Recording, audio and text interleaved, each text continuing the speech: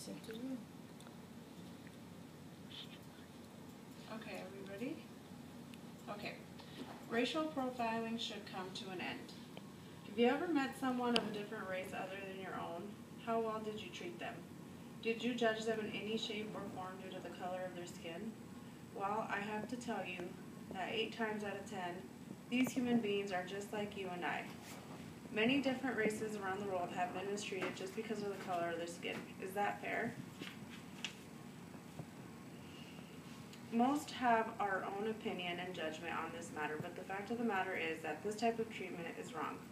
Unfortunately, a large amount of people still separate one from another based on cultural, race, color, and wealth. A large amount of race profiling happens in the criminal justice system.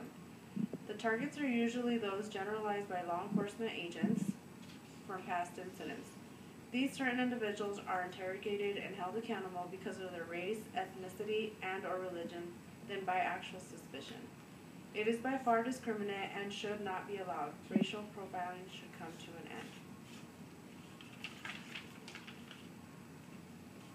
My 3 biggest points I have here. My first one would be that racial profiling is a significant social problem, and second, racial profiling is a major problem at airports, and my third is racial profiling is morally wrong.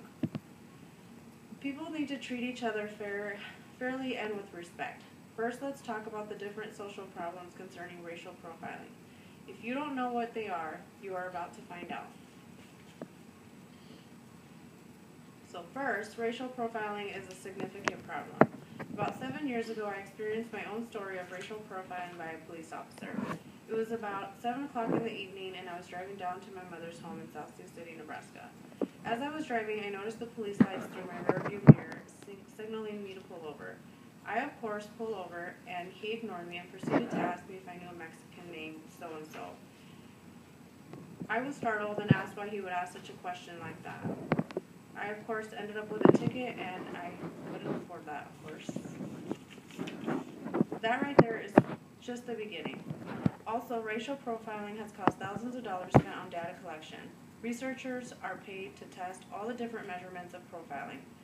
This unnecessary spending could be used for other valuable resources. As I said earlier, racial profiling is a significant social problem, and racial profiling is everywhere, but does that mean it's okay to do it? It affects each and every one of us. Why not just end it? Now that we've discussed social problems with racial profiling, let's move on to the racial profiling at airports. So second, racial profiling is a major problem at airports. The U.S. was left with racial profiling at airports after the 9/11 terrorist attacks. It was scary and a sad day for all of us. For those of you that don't know, back in 2001, the Twin Towers were attacked on the East Coast by Middle and Eastern terrorists. Many were killed and extremely hurt.